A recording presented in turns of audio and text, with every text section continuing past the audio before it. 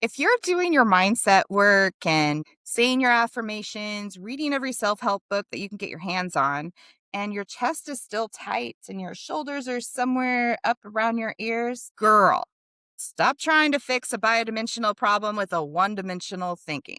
You are not just a mind. You are not a mental checklist you're trying to complete. You are a biodimensional being. Physical dimension, biological dimension, subconscious dimension, soul dimension, and honestly, probably more than that. We just haven't mapped out yet. When your nervous system is stuck in fight or flight, your body is speaking a language your mindset literally cannot translate.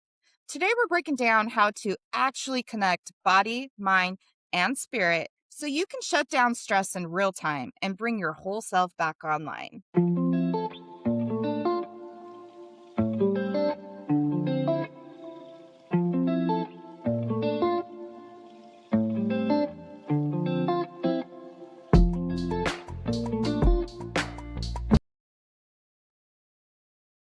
Hi, I'm April. And I'm Angela. Welcome back to Sacred Soul Roots podcast. Okay, so real talk before we get into the teaching parts. Everyone wants the one thing. Is it mindset, nutrition, meditation? Is it breath work?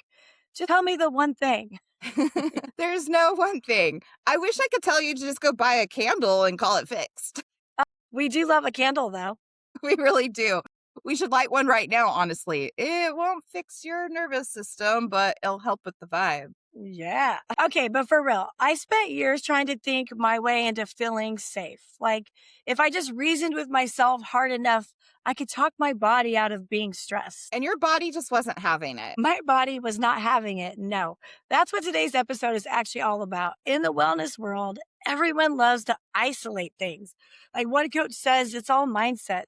A nutritionist says, it's all about your diet and what you're eating. A spiritual teacher says it's all energy. But none of that works alone in isolation because you're not one dimensional, you're biodimensional. Right? We're not going to hand you some tidy chart and say, here's the complete map, because nobody actually has that. But there are a few dimensions that matter, what we're covering today.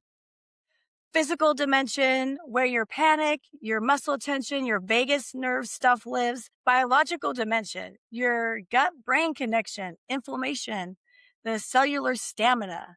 Subconscious dimension, where your stress lives that you've never processed, lives in your fascia, your tissue, long before you're even aware it's there. And then there's soul dimension, your intuition, your essence, your spiritual grounding. And when one of those is screaming for help, it drags every other one down with it.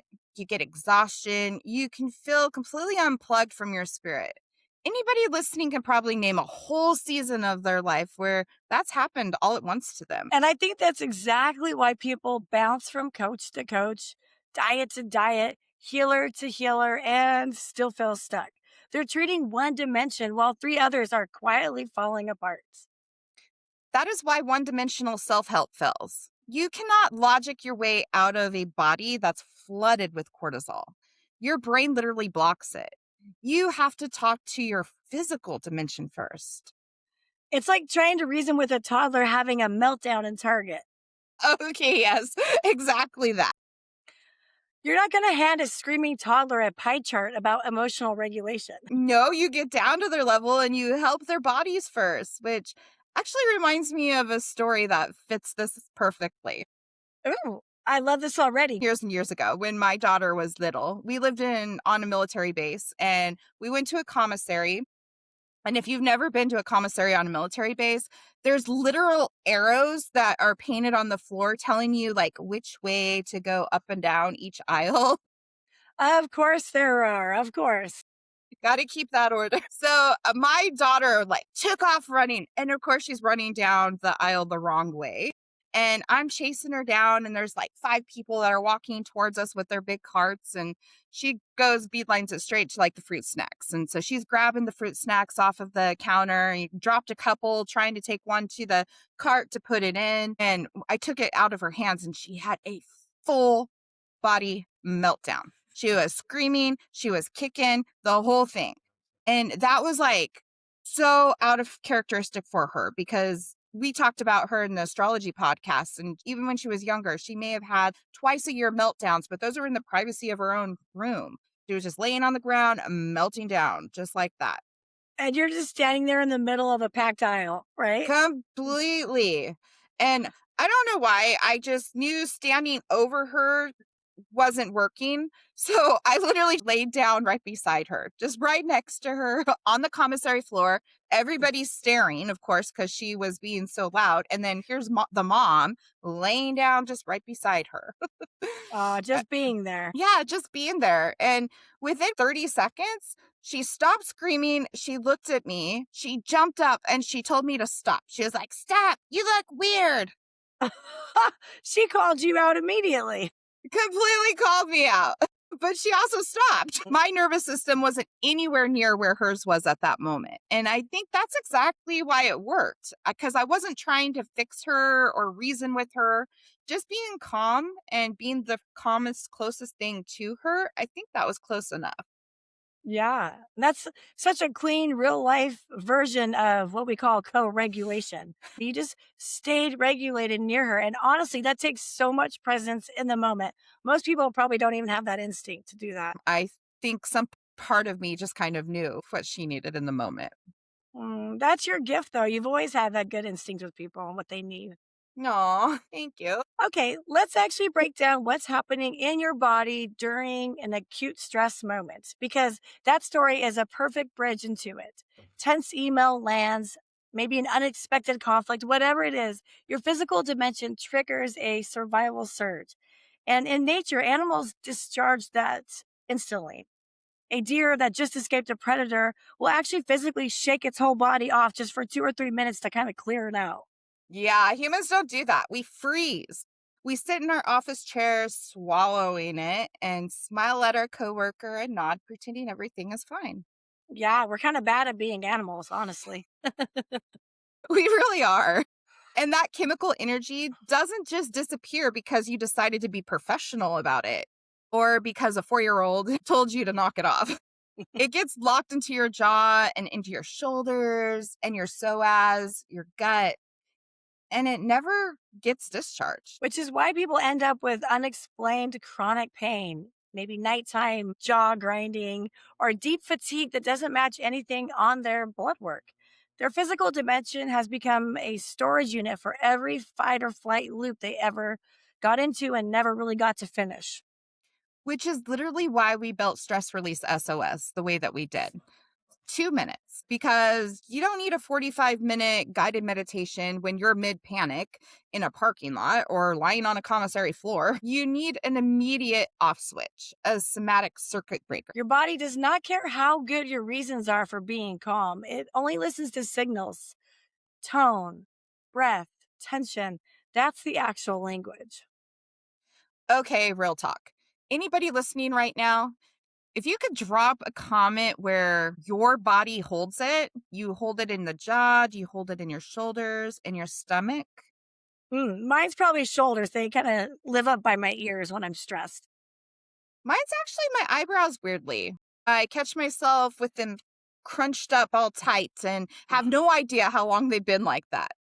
So let's actually practice something right now. Let's go for it. Let's get rooted. Step one. 2 fingers behind your earlobes, Okay. right at the top of your jawline. So if you follow your jawline up to the bottom of your ears, right behind them, and gentle pressure and just slow downward circles. Oh, this directly stimulates your vagus nerve. It's the very first door into the physical dimension. Here's what we want you to walk away with from this point. Your body is not the last stop after you've done all the healing work. It's the first door in. All right, let's talk about how the physical dimension hijacks your mind and your stored memory. The vagus nerve is basically an 80-20 highway. 80% of the signal goes up, body to brain, only 20 goes down. Sorry. Wait, say that again. That's wild. 80% goes up? Yes, your body is talking to your brain way more than your brain is talking to your body. So basically your body's in charge of your brain. Just taking notes. Kind of, yeah, you're right. So if your body's sending panic signals 80% of the time, your mind starts spinning to explain why. You start maybe overthinking your relationship, your money, your future, but that overthinking is downstream. It's a symptom, not the source. We often think memory only lives in the mind, but what if it lives in sensation too? What Mhm. if your body remembers what your conscious mind conveniently forgot? I have my own version of this actually. Yeah. There was a stretch of my life that was genuinely hard, harder than I let almost anyone see. And the strange part is I wasn't speaking up. And it's not about what I needed, it's more about maybe what I was carrying. And on the rare occasions I tried speaking up about it, I didn't feel like I was being heard. And then I lost my voice physically, like for real and for quite a while. And I tried everything to get it back, every remedy, every doctor, every sort of fix that you can find on the internet. Nothing worked because I kept treating it like a physical problem that needed a physical solution. And it wasn't until I actually started using my voice again and really speaking up for myself, saying the things I'd been swallowing for so long, that my voice started to come back. And I had to honor it before it would return to me. Wow, that was such a hard time for you. And I just want you to know that I'm so proud of all the work that you've done since then and how far you've came.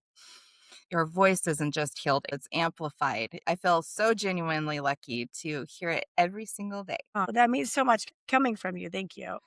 You've watched the whole thing, you know? Yeah, every bit of it, and I'm so glad I got to.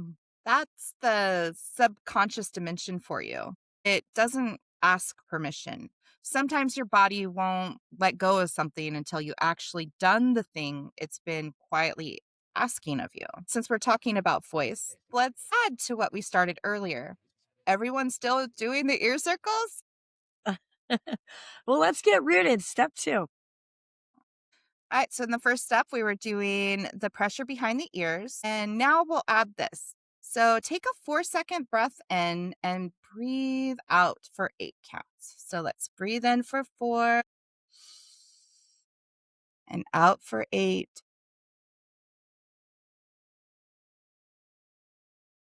And now on your next exhale, hum.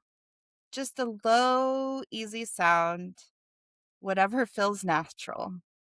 So inhale and then hum on the exhale. The vibration in your throat and chest stimulates your vagus nerve too. Your voice isn't just for talking, it's an actual regulation tool. Let's just take a moment here and really talk about that feeling of vibration in your chest. You may have to vary your voice tone, but you should be feeling it not only in your throat, but in your chest as well. Yeah, let's take a moment and place your hand right between your throat and your chest. And as you exhale and hum, start bringing your tone down until you can feel that vibration in both your throat and your chest. So let's breathe in for 4 and then hum out for 8, okay?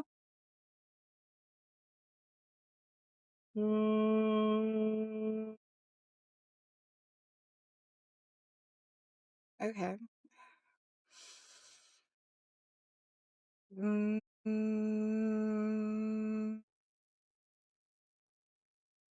I can really feel that the lower my voice goes, the voice tone goes down, the lower the vibration travels downward. That's really helpful. Which, full circle, back to your story. Your voice was never just about being heard by other people. It was really just regulating you the whole time. I never thought about that way until right now, actually. So let's talk soul dimension for a second. When you're living in chronic stress, where are you actually living? Neck up. Because you become a floating head, completely disconnected from your entire body. And when you're disconnected from your body, you lose your intuition too. You can't hear your gut anymore. You might second guess everything. You feel spiritually drained. People tell us all the time, I feel so disconnected from myself. And that's real. And it deserves way more time than we can give it today. So we're going to go deep on that later in this series. And honestly, it's one of my favorite things that we'll be talking about. For now, here's the short version. Your soul didn't go anywhere. It just can't anchor into a body that doesn't feel safe. regulate the nervous system, and your soul drops back into a presence on its own. You're not chasing peace somewhere out there. You're making your body a safe place to live in again. That's the whole premises of biodimensional: physical, biological, subconscious, soul. These aren't the whole map. They're just the pieces that matter most for today. None of them work alone. So let's get rooted. Step three, one more layer. Keep the ears, keep the breath and the hum if you want it. And now add this part. Feel your feet flat on the floor. Or if you're sitting, feel your bones in the chair. Just notice where your body actually meets the earth right now. That contact point is real. It's happening whether you notice it or not. Noticing it is what brings your soul back into the room. Let's try it.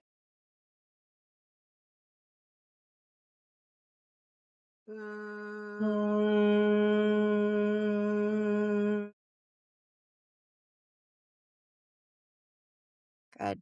And I just want to say that in the beginning, we had you like feel that vibration. As you practice, sometimes you can really cause that vibration to happen without making a physical sound.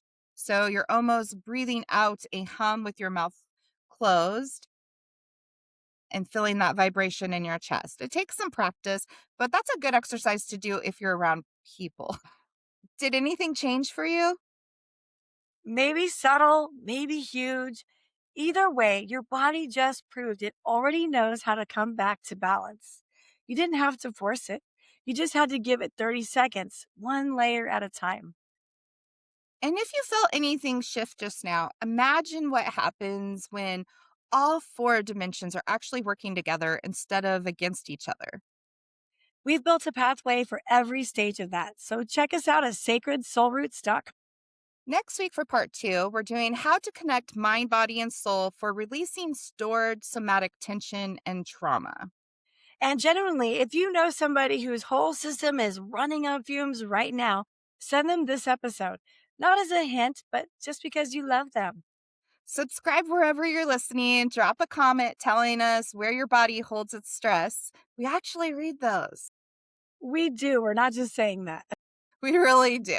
Okay, you are a biodimensional being and your body knows the way home. See you next week. Bye. Sending love.